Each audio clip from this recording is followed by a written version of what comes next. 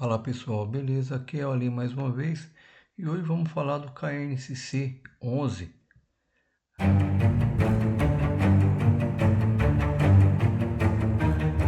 Pois bem pessoal, o KNSC 11 é um fundo da Kines Seguros, né? Um fundo de papel cotado aí na data da gravação desse vídeo, R$ 87,75. Teve aí um dividend yield aí nos 12 últimos meses mais de 12,56%.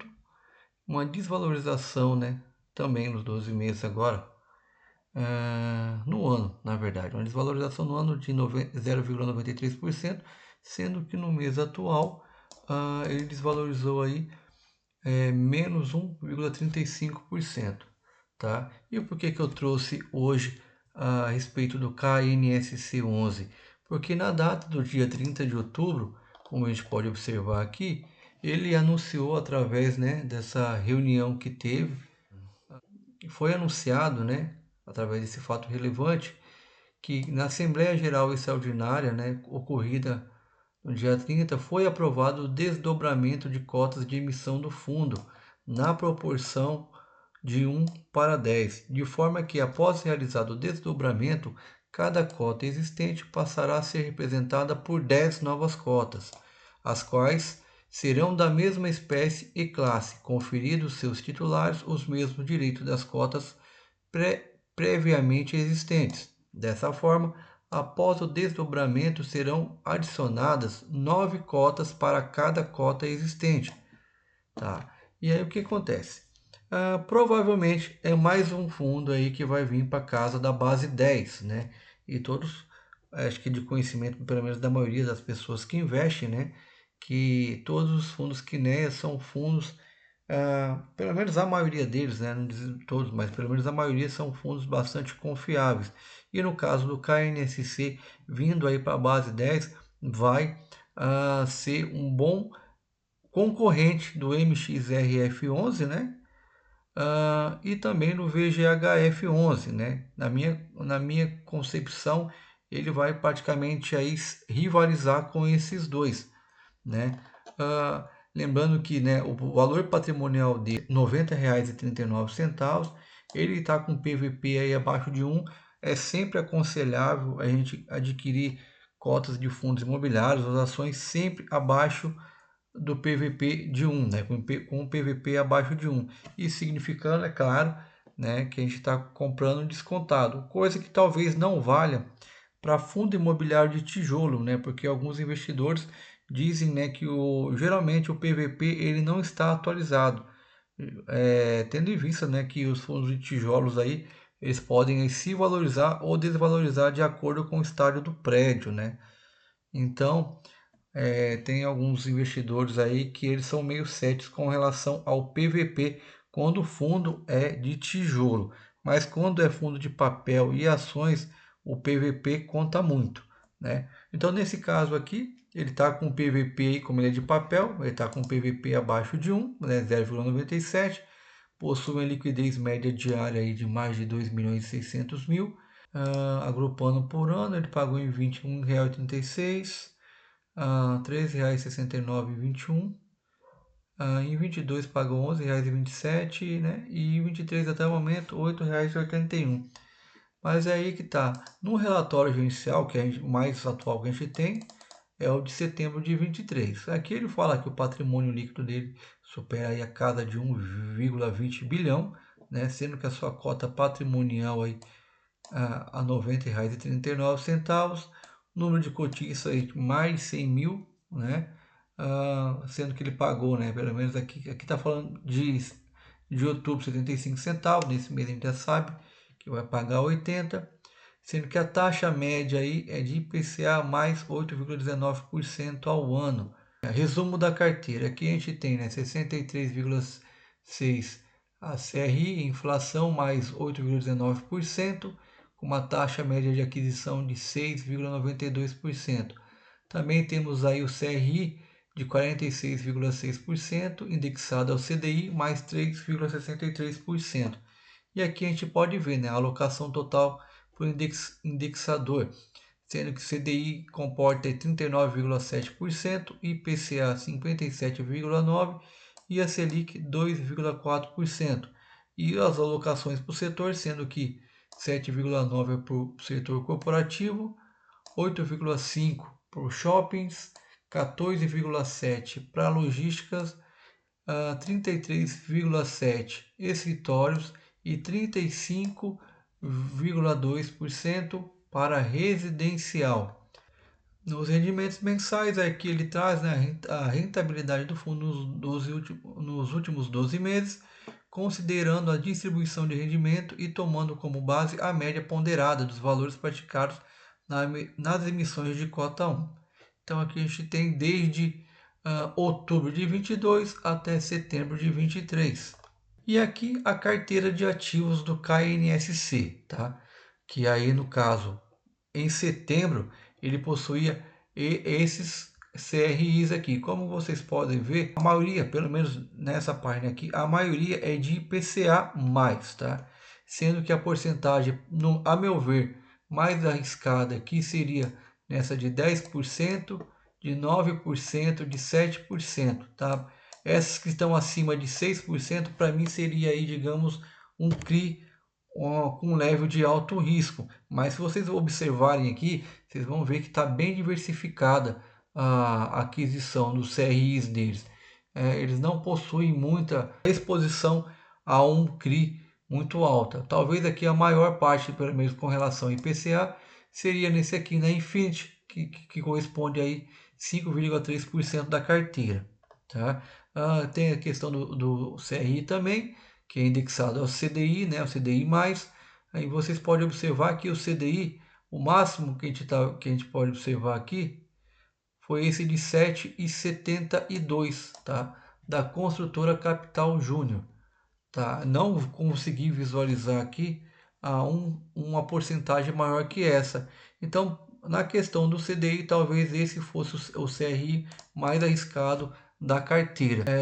Uma coisa que eu acho bastante interessante nesse fundo, conforme vai se concretizar ele vindo para a base 10, ele de fato vai ser um concorrente muito forte em relação ao MXRF11 aí, e o VGHF11, tá? Tem aquele também, acho que é o BTCI, se eu não me engano, da BTG também, mas na minha visão, eu acho que ele vai competir aí mesmo, é mais com o MXRF11 do que até propriamente dito com o VGHF11, tá? Por causa da diversificação, né, dos ativos dos CRIs que ele possui, e ele não é exposto, ele não tem uma exposição muito alta. Então, se porventura acontecer, né, que pode acontecer de dar algum problema em algum CRI com alguma dessas empresas aí, não há não vai se sentir um impacto muito grande. Provavelmente os outros CRIs vão meio que balancear essa perda. E por que eu estou trazendo também a questão do KNSC, galera? Porque assim, a gente sabe que os fundos de papéis, geralmente, a gente consegue ter aí uma, uma rentabilidade acima da inflação maior e mais rápida, né? Com relação aos fundos de tijolos, porque os fundos de tijolos a gente consegue até ter essa rentabilidade aí, essa superação da inflação e da Selic, claro, mediante, né, as escolhas que a gente faz, as alocações que a gente faz no decorrer do tempo. Mas geralmente fundos de tijolo a gente tem esse retorno a longo prazo. Os de papéis não, o retorno já é a curto prazo. Então é sempre bom, pelo menos na minha visão, a gente olhar para os fundos de papéis como ter, né, uma garantia de retorno dessa rentabilidade aí da inflação uh, a curto prazo. É claro que a gente sempre tem que estar acompanhando o mercado, né, a economia, porque em quedas de Selic, né, no caso da taxa Selic, né, os fundos de papéis eles tendem aí a pagar menos e os fundos de tijolo a pagar mais.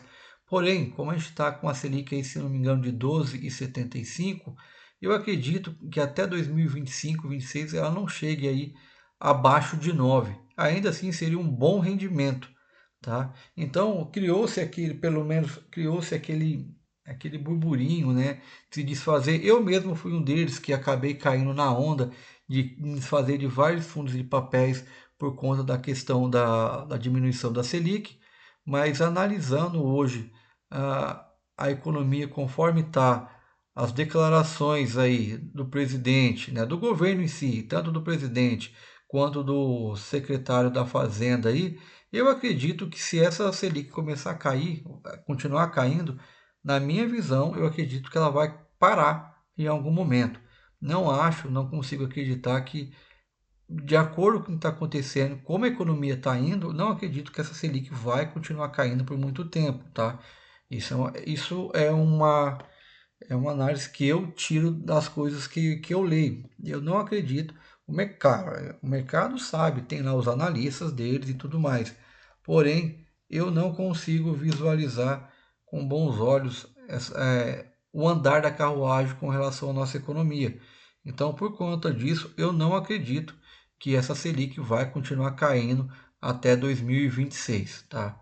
Se cair, provavelmente até esse ano, 2023, no mais tardar 2024. Eu não acredito, com o rumo que a economia está tendo, sabe, com essas declarações, com relação ao governo não saber, já deixar claro que não vai zerar o déficit, então provavelmente isso daí acaba afugentando os investidores, né? Muitos se aperceberam isso daí, e eu acredito, né, que o Banco Central, vendo que isso vai impactar diretamente na economia, talvez essa queda de juros aí venha ser pausada, né, digamos assim, em algum momento.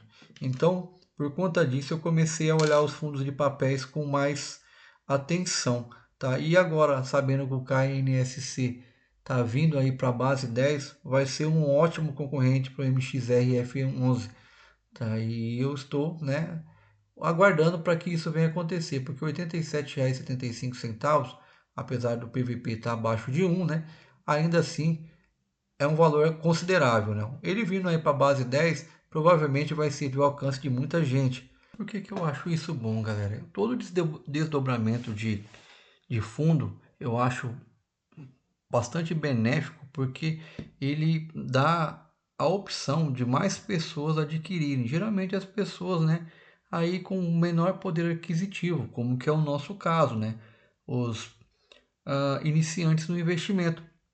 Então, né, os investidores iniciantes, como é o nosso caso, se beneficia bastante com relação a isso daí, né, desse desdobramento aí de 1 para 10.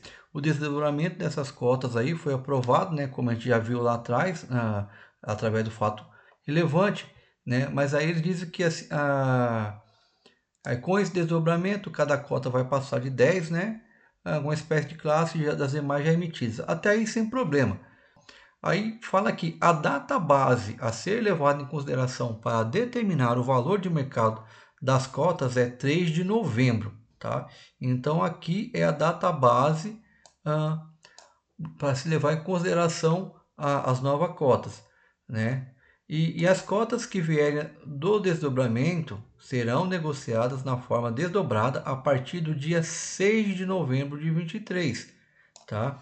Então, a partir do dia 6 agora de novembro, vai estar sendo negociada ela com desdobramento. E a partir do dia 8 de novembro, as novas cotas serão creditadas nas contas dos investidores. Então, esse é o ponto. Vai haver o desdobramento. No dia 3 aí vai ser levado, é o fator considerado determinante, né, para a data base. No dia 6 vai se começar a negociar as cotas já na base 10, e a partir do dia 8 as novas cotas serão creditadas aí nas contas dos investidores, ok? Para você que é investidor do KNSC 11, tá? Eu acredito que você vai ficar feliz, pelo menos eu ficaria se fosse, né? O KNSC eu vejo ele um fundo muito bom, e ele vindo para a base 10 vai ser para mim um forte concorrente, como eu já disse, do MXRF11. É uma nova opção, né? Já que o MXRF11 está com valor aí elevado. E o KNSC vindo para rivalizar e competir com ele, pelo menos eu consigo ver com bons olhos, mesmo pelo tanto de diversificação que ele tem, né? Os CRIs que ele possui é bastante diversificado. Mas e aí? Me diz o que vocês acham. Diz aí no comentário se você é, se você não é, o que você acha dessa notícia, beleza? Agradeço a você que ficou comigo até aqui. Se puder, se inscreva no canal. Agradeço de coração, tá? Fiquem todos com Deus e até o próximo vídeo. Falou!